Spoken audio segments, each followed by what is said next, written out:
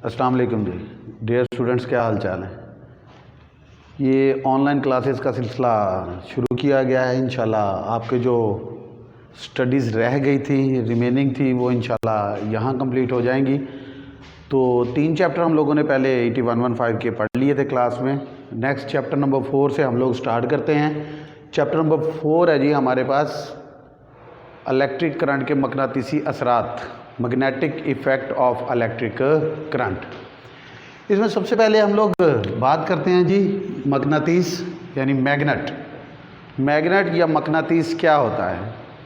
Magnet या मकनातीस से मुराद वो अशिया, वो चीज़ें जो लोहे या कोबाल्ट की बनी हुई अशिया को अपनी तरफ अट्रैक्ट करती हैं, खींचती हैं, कशिश करती हैं, उसको हम लोग कहते हैं मैग्नेट। यानी मैग्नेट एक ऐसा मटेरियल है जो लोहे की बनी हुई अशिया को, कोबाल्ट की बनी हुई अशिया को अपनी तरफ अट्रैक्ट करेगा, अपनी तरफ खींचेगा, उसको हम लोग क्या कहते हैं, मकनातीस। उसके बाद नेक्स्ट टॉपिक है जी हमारे पास मकनातीसियत के कवानीन, लॉज ऑफ मैग्नेटिक फोर्स, मकनातीसियत कुव्वत के कवानीन। मैग्नेट क्या है। मैग्नेट एक ऐसा मटेरियल है, या तो वो अट्रैक्ट करेगा या रिपेल करेगा।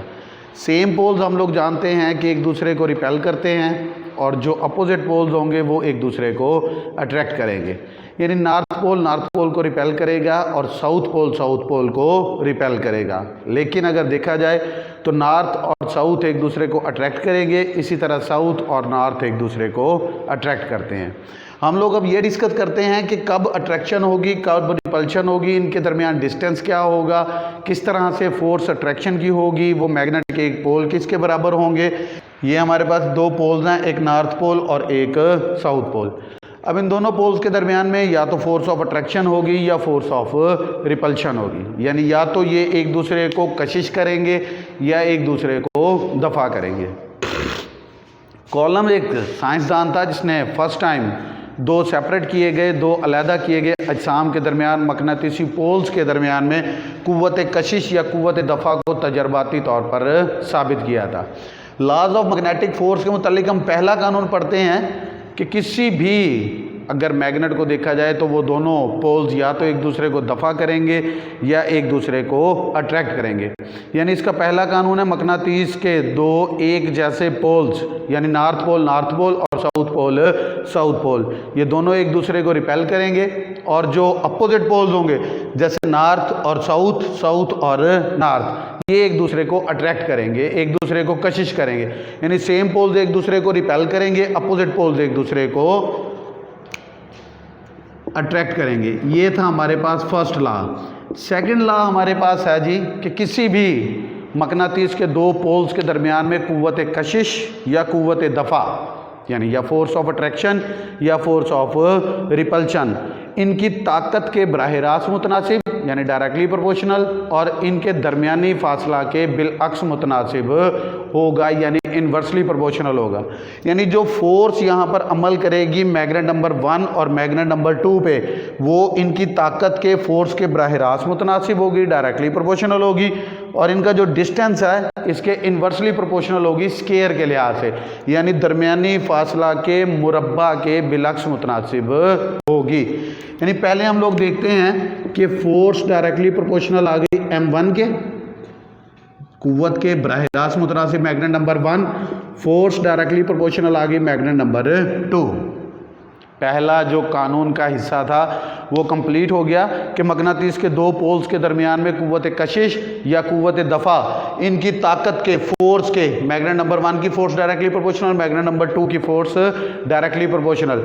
दूसरा पार्ट क्या है कि दरमियानी फासला के, ये डी जाहिर कर रहा है डिस्टेंस को, दरमियानी फासला के मुरब्बा के बिलअक्स मुतनासिब होगी, यानी फोर्स इन्वर्सली प्रोपोर्शनल आ गई दरमियानी फासला के मुरब्बा के। डी स्क्वायर दरमियानी फासला डी से जाहिर किया हमने, डी को मुरब्बा के लिहाज से फोर्स बिलअक्स मुतनासिब हो गई। हम इसको कह लेते हैं इक्वेशन नंबर 1, इसको कह देते हैं इक्वेशन नंबर 2, और इसको कह लेते हैं हम इक्वेशन नंबर 3। कंबाइन कर देते हैं तीनों इक्वेशनों को, तो ये आ गया हमारे पास फोर्स डायरेक्टली प्रोपोर्शनल आ गई M1 M2 over inversely proportional आ गई d square. Force directly proportional m1 m2 over d का स्क्वायर, यानी d क्या आ गया है इसके दरमियान में डिस्टेंस। ये तीनों इक्वेशनों को जब कंबाइन किया हम लोगों ने, कंबाइन करने के बाद देखा कि एक चीज़ होती है परमिएबिलिटी। परमिएबिलिटी क्या होती है? परमिएबिलिटी होती है हमारे पास कि किसी भी मटेरियल की लाइंस ऑफ फोर्सेस को अपने अंदर जमा करने की सलाहियत, अपने अंदर स्टोर करने की सलाहियत क्या कहलाती है? परमिएबिलिटी। अगर इर्द गिर्द की परमिएबिलिटी को देखा जाए तो वो हमारे पास इसके बिलक्स मुतनासिब होगी, यानी परमिएबिलिटी भी फोर्स के बिलक्स मुतनासिब होगी। m1 m2 directly proportional, permeability को हम जाहिर करते हैं म्यू से, परमिएबिलिटी के भी बिलक्स मुतनासिब और फासला के भी बिलक्स मुतनासिब। ये कानून प्रूफ हो गया कि किसी भी मकनातीस के दो पोल्स के दरमियान में कुव्वत कशिश या कुव्वत दफ़ा ताकत के बराह रास्त मुतनासिब और दरमियानी फासला के बिलक्स मुतनासिब होगा। अब अगर देखिए तो दरमियान में ये साइन आ रहा है डायरेक्टली प्रोपोर्शनल का, इन्वर्सली प्रोपोर्शनल का। इसको ख़त्म करने के लिए हम इसके साथ एक k लगा देते हैं, कांस्टेंट वैल्यू लगा देते हैं। ये आ गया k into m1 m2 over mu into d square. Mu क्या है हमारे पास? परमिएबिलिटी है। तो ये था हमारे पास मकनातीसियत के कवानीन। दो कानून हैं। पहला कानून क्या है कि किसी भी दो पोल्स के दरमियान में या कुव्वत कशिश होगी या कुव्वत दफ़ा होगी, यानी या अट्रैक्शन होगी या रिपल्शन होगी। अट्रैक्शन उस वक़्त होगी जिस वक़्त दो पोल्स अपोजिट होंगे, यानी नॉर्थ पोल साउथ पोल को अट्रैक्ट करेगा, साउथ पोल नॉर्थ पोल को अट्रैक्ट करेगा। और रिपल्शन उस वक़्त होगी जब नॉर्थ नॉर्थ के साथ होगा और साउथ साउथ के साथ होगा। दूसरा कानून क्या है हमारे पास कि किसी भी दो अलग किए गए मैग्नेट्स के ऊपर कुव्वत कशिश या कुव्वत दफ़ा, इनकी ताकत के बराह रास्त मुतनासिब, इसकी ताकत के m1 के, इसकी ताकत के m2 के, यानी फोर्स डायरेक्टली प्रोपोर्शनल है m1 के और फोर्स डायरेक्टली प्रोपोर्शनल है m2 के। Force directly proportional m1, force directly proportional m2।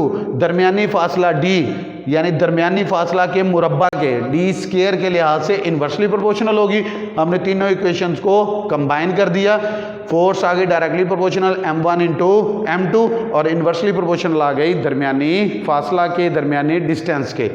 इनके साथ हम लोगों ने इर्द गिर्द की परमिएबिलिटी को लगाया तो ये आ गया force directly proportional m1 m2 over mu into d square. ये म्यू क्या है हमारे पास? म्यू परमिएबिलिटी है। परमिएबिलिटी किसको कहते हैं हम लोग?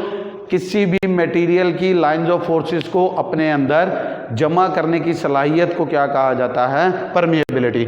ये फोर्स बराबर आ गई, ये डायरेक्टली प्रोपोर्शनल का सिंबल खत्म करने के लिए हमने इक्वल लगाया, इक्वल के साथ एक कांस्टेंट वैल्यू लगा दी, उसको किससे जाहिर किया हमने?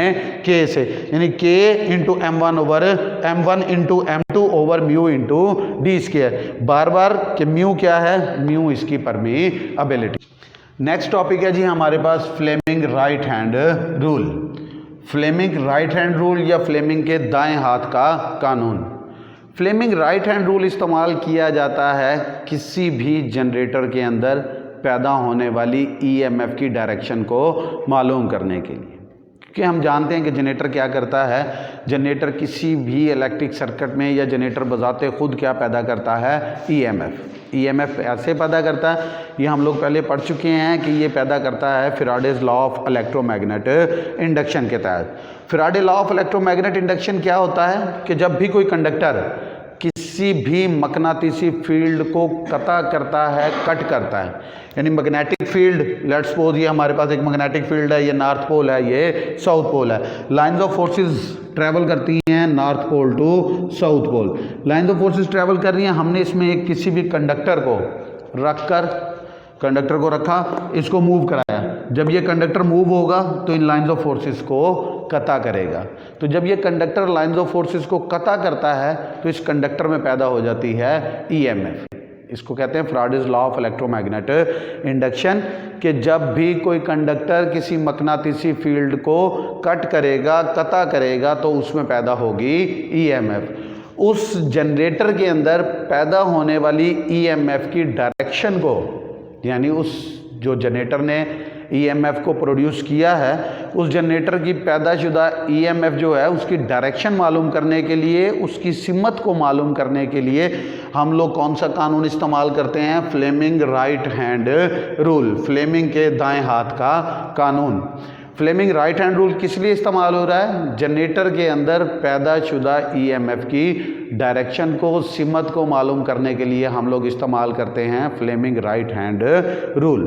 अब पढ़ते हैं कि फ्लेमिंग राइट हैंड रूल क्या है। जरा इस ऊपर वाली डायग्राम को हम देखते हैं, ये नॉर्थ पोल है और ये south pole. Lines of forces always travel from north pole to south pole in a linear form. एक तरतीब से, एक डिसिप्लिन से हमेशा lines of forces north pole से निकलती हैं और किस तरफ ट्रैवल करती हैं? साउथ पोल की तरफ। यानी ये एक सीक्वेंस के साथ, एक तरतीब के साथ, लिनियरिटी के साथ, डिसिप्लिन के साथ नॉर्थ पोल से निकलेंगी और ट्रैवल करेंगी साउथ पोल की तरफ। अब जनरेटर का काम क्या है? ये conductor in lines of forces को कता करेगा तो इस कंडक्टर में पैदा हो जाएगी EMF. Fleming right hand rule के जरिए हम लोग इसको किस तरह फाइंड आउट करते हैं? ये हमारे पास फ्लेमिंग राइट हैंड रूल है। इसके तहत हमने करना क्या है कि अपने राइट हैंड को, सीधे हाथ को, पहली 3 उंगलियों को इस तरह से खोलना है कि ये एक दूसरे से 90 के एंगल पर आए। अगर आप देखा जाए तो ये थंब और फर्स्ट फिंगर जो है ये एक दूसरे से 90 पे हैं। फर्स्ट और सेकंड फिंगर को अगर देखा जाए तो ये एक दूसरे से 90 पे हैं। यानी ये तीनों उंगलियां जो हैं वो एक दूसरे से 90 के एंगल पर खुले, 90 के एंगल पर खुले। तो इनमें जो थंब होगा, अंगूठा जो है, थंब जाहिर करेगा मोशन ऑफ कंडक्टर को, यानी कंडक्टर की हरकत को। थंब शो करेगा मोशन ऑफ कंडक्टर, कंडक्टर की हरकत। जो फर्स्ट फिंगर है, अगर हम इसको यहाँ रखते हैं अपने थंब को इस डायग्राम के मुताबिक, तो कंडक्टर की सिमत थंब शो करेगा। ये देखें lines of forces north pole से निकल रही हैं, किस तरफ जा रही हैं? साउथ पोल की तरफ। तो ये फर्स्ट फिंगर जो है ये किसको जाहिर कर रही है? लाइंस ऑफ फोर्सेस को। और ये जो सेकंड फिंगर है हमारे पास, ये किसको जाहिर करेगी? पैदाशुदा ईएमएफ की सिमत को, पैदाशुदा ईएमएफ की डायरेक्शन को। एक दफ़ा फिर रिपीट करते हैं, राइट हैंड रूल। पहली तीनों उंगलियों को इस तरह से खोला कि ये एक दूसरे से 90 के एंगल पर आई। अंगूठा, पहली उंगली 90 पर, पहली और दूसरी उंगली 90 पर। पहली थंब जो है ये किसको जाहिर करेगा? मोशन ऑफ कंडक्टर को, जो कंडक्टर मैग्नेटिक फील्ड के अंदर रोटेट हो रहा है। जो फर्स्ट फिंगर है ये जाहिर करेगी लाइंस ऑफ फोर्सेस को। देखिए यहाँ डायरेक्शन जो है वो नॉर्थ से साउथ है, तो ये डायरेक्शन भी बन रही है नॉर्थ से साउथ, क्योंकि नॉर्थ पोल से लाइंस ऑफ फोर्सेस निकलती हैं और एक लीनियर फॉर्म में किधर ट्रैवल करती हैं? साउथ पोल की तरफ। जो थर्ड फिंगर है हमारे पास, ये हमारे पास जाहिर करेगी जनरेटर के अंदर पैदाशुदा ईएमएफ को। यानी डायरेक्शन जो मालूम होगी हमें जनरेटर के ईएमएफ की, वो किस फिंगर से होगी? थर्ड फिंगर से। फर्स्ट फिंगर जो है वो जाहिर करेगी लाइंस ऑफ फोर्सेस की डायरेक्शन को और थंब जाहिर करेगा हमारे पास मोशन ऑफ कंडक्टर को। तो इस कानून के तहत हम लोग किसी भी जनरेटर के अंदर पैदा होने वाली ईएमएफ की डायरेक्शन को मालूम कर सकते हैं। जी, अभी हम लोगों ने थोड़ी देर पहले पढ़ा था Fleming right hand rule. Fleming right hand rule किस लिए इस्तेमाल किया जाता है? फ्लेमिंग राइट हैंड रूल को हम लोग इस्तेमाल करते हैं किसी भी जनरेटर के अंदर पैदा होने वाली ईएमएफ की सिमत को मालूम करने के लिए। अब अगर मोटर के अंदर फ्लो होने वाले करंट की डायरेक्शन को मालूम करना हो तो फिर हम उसको किस तरह से मालूम कर सकते हैं? उसको हम लोग मालूम करते हैं Fleming left hand rule, Fleming के बाएं हाथ का कानून। यानी किसी भी जनरेटर के अंदर पैदाशुदा ईएमएफ की सिमत को मालूम करने के लिए राइट हैंड रूल, और किसी भी मोटर के अंदर फ्लो होने वाले करंट की डायरेक्शन को मालूम करने के लिए लेफ्ट हैंड रूल। क्योंकि जनरेटर ईएमएफ पैदा करता है और मोटर में करंट फ्लो होता है। जनरेटर के अंदर ईएमएफ मालूम करने के लिए राइट हैंड रूल और मोटर के अंदर करंट की डायरेक्शन मालूम करने के लिए लेफ्ट हैंड रूल। अभी हमने पढ़ा था राइट हैंड रूल क्या था कि किसी भी जनरेटर के अंदर पैदा होने वाली ईएमएफ की सिमत को मालूम करने के लिए हम लोग राइट हैंड रूल को इस्तेमाल करते हैं। राइट हैंड रूल क्या था? Motion of conductor, direction of magnetic field and third finger is induced EMF. यानी ये अंगूठा जाहिर करेगा मोशन ऑफ कंडक्टर को, पहली उंगली मैग्नेटिक फील्ड को।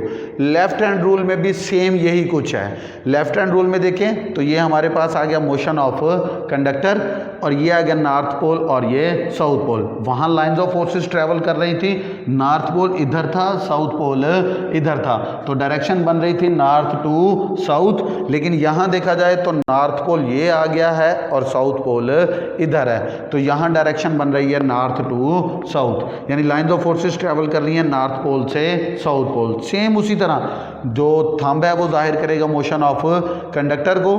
जो फर्स्ट फिंगर है वहाँ भी लाइंस ऑफ फोर्सेस की थी, यहाँ भी लाइंस ऑफ फोर्सेस की है, यानी दोनों लॉज में, लेफ्ट हैंड रूल में और राइट हैंड रूल में थंब वही काम जाहिर कर रहा है, फर्स्ट फिंगर भी वही काम जाहिर कर रही है। वहाँ भी थंब जाहिर कर रहा था मोशन ऑफ कंडक्टर को और यहाँ भी थंब जाहिर कर रहा है मोशन ऑफ कंडक्टर को।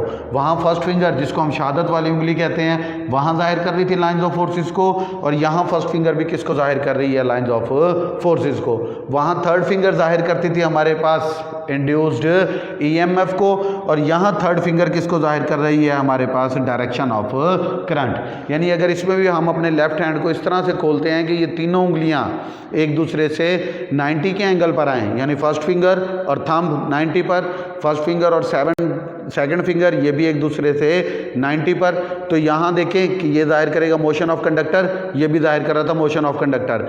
ये फर्स्ट फिंगर, यहाँ भी direction of lines of forces, यहाँ भी direction of lines of forces. यहाँ थर्ड फिंगर ये वाली जाहिर कर रही थी इंड्यूस्ड ईएमएफ को, और यहाँ लेफ्ट हैंड रूल में ये थर्ड फिंगर हमें भाई किस चीज़ को जाहिर कर रही है, फ्लो ऑफ करंट की डायरेक्शन को, कि करंट किस डायरेक्शन में फ्लो हो रहा है। तो लेफ्ट हैंड रूल और राइट हैंड रूल के अंदर अगर देखा जाए तो सिर्फ तीसरी उंगली थर्ड फिंगर का फंक्शन चेंज है, बाकी दो उसी तरह है। वहाँ भी मोशन ऑफ कंडक्टर था राइट हैंड रूल में, यहाँ भी मोशन ऑफ कंडक्टर है थंब। वहाँ भी फर्स्ट फिंगर जो थी हमारे पास लाइंस ऑफ फोर्सेस की डायरेक्शन थी, यहाँ भी फर्स्ट फिंगर हमारे पास लाइंस ऑफ फोर्सेस की डायरेक्शन है। वहाँ पर सेकेंड फिंगर इंड्यूस्ड ईएमएफ की डायरेक्शन को शो कर रही थी, यहाँ पर सेकेंड फिंगर किसको जाहिर कर रही है, डायरेक्शन ऑफ करंट को। यानी दोनों के अंदर फर्क सिर्फ है जो वो थर्ड फिंगर का है, थंब और फर्स्ट फिंगर दोनों के अंदर सेम है। वहाँ भी हमारे पास सेम रूल था, यहाँ भी सेम है, फ़र्क सिर्फ इतना है यहाँ थर्ड फिंगर जो है वो करंट की डायरेक्शन को शो कर रही है, वहाँ शो कर रही थी इंड्यूस्ड ईएमएफ को। तो जो राइट हैंड रूल है वो किसी भी जनरेटर के अंदर ईएमएफ की डायरेक्शन को मालूम करने के लिए इस्तेमाल किया जाता है, और जो लेफ्ट हैंड रूल है ये किसी भी मोटर के अंदर फ्लो होने वाले करंट को फ्लो होने वाले करंट की डायरेक्शन को मालूम करने के लिए इस्तेमाल किया।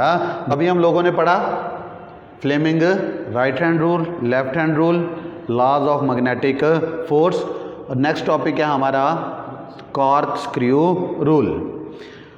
कॉर्क स्क्रू रूल जिस तरह से हमने पढ़ा कि किसी भी जनरेटर के अंदर ईएमएफ की डायरेक्शन को मालूम करने के लिए हम लोग Fleming right hand rule use करते हैं। किसी भी इलेक्ट्रिक मोटर के अंदर फ्लो होने वाले करंट की डायरेक्शन को मालूम करने के लिए हम लोग फ्लेमिंग राइट हैंड रूल इस्तेमाल करते हैं। इसी तरह किसी भी कंडक्टर के गिर्द जो मैग्नेटिक फील्ड पैदा हो रही है उसकी डायरेक्शन को मालूम करने के लिए हम लोग कौन सा कानून इस्तेमाल करते हैं, कॉर्क स्क्रू रूल। यानी कॉर्क स्क्रू रूल क्या है, कॉर्क स्क्रू रूल किसी भी कंडक्टर के गिर्द, अब अगर किसी कंडक्टर में से करंट फ्लो होता है तो हम जानते हैं कि एक मैग्नेटिक फील्ड पैदा होता है। वो मैग्नेटिक फील्ड जो है वो कंडक्टर के गिर्द रोटेट हो रहा है। उस कंडक्टर के गिर्द रोटेट होने वाले मैग्नेटिक फील्ड की डायरेक्शन को, मैग्नेटिक फील्ड की सीमत को मालूम करने के लिए हम लोग कॉर्क स्क्रू रूल को इस्तेमाल करते हैं। यानी कॉर्क स्क्रू रूल किस लिए इस्तेमाल हो रहा है, किसी भी कंडक्टर के गिर्द जो मैग्नेटिक फील्ड रोटेट हो रहा है, जो मकनातीसी फील्ड गर्दिश कर रहा है, उस मकनातीसी फील्ड की डायरेक्शन को मालूम करने के लिए हम लोग कॉर्क स्क्रू रूल को इस्तेमाल करते हैं।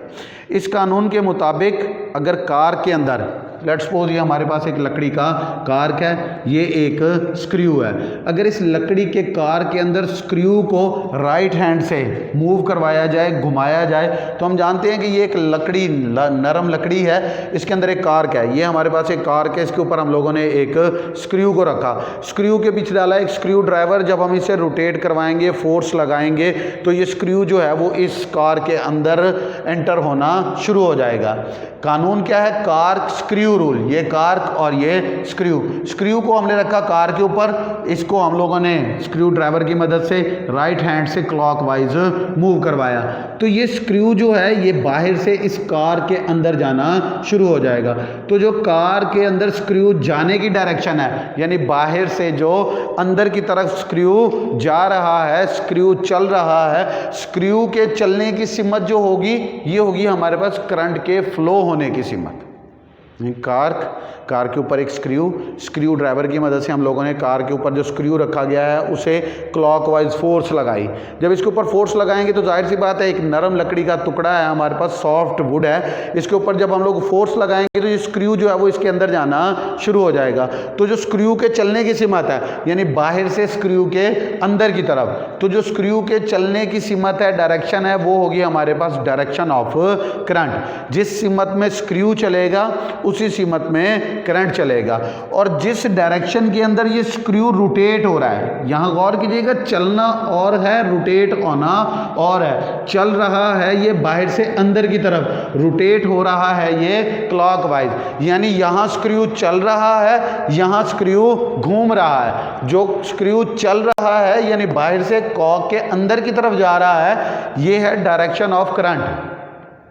फिर रिपीट कर रहा हूं कि स्क्रू के चलने का बात और है, स्क्रू घूमना और है। चल रहा है ये यहाँ से कार की तरफ, रोटेट हो रहा है ये क्लॉकवाइज, यहाँ चलना और है, घूमना और है। ये हमारे पास जो स्क्रू चल रहा है बाहर से कार के अंदर की तरफ, ये है डायरेक्शन ऑफ करंट, यानी यहाँ से जो स्क्रू चल के अंदर की तरफ जा रहा है, इस वक्त करंट की डायरेक्शन बनेगी ये। जिस सिमत में स्क्रू चल रहा है, बाहर से अंदर की तरफ जा रहा है, ये हमारे पास है करंट की सिमत। और जो ये घूम रहा है, रोटेट हो रहा है, क्लॉकवाइज चल रहा है, इसके घूमने की जो सिमत होगी वो हमारे पास होगी मकनातीसी खतूत की सिमत। यानी किसी भी सर्किट के अंदर करंट की और मैग्नेटिक फील्ड की लाइंस ऑफ फोर्सेस की डायरेक्शन को मालूम करने के लिए हम लोग क्या इस्तेमाल करते हैं, cork screw rule. Corkscrew rule क्या है कि अगर किसी भी एक सॉफ्ट वुड का टुकड़ा लेकर, एक कॉर्क लेकर उसके अंदर स्क्रू को रखकर घुमाया जाए तो स्क्रू के चलने की सिमत होगी करंट की सिमत, और इसके घूमने की जो सिमत होगी वो हमारे पास होगी मकनातीसी खतूत की सिमत।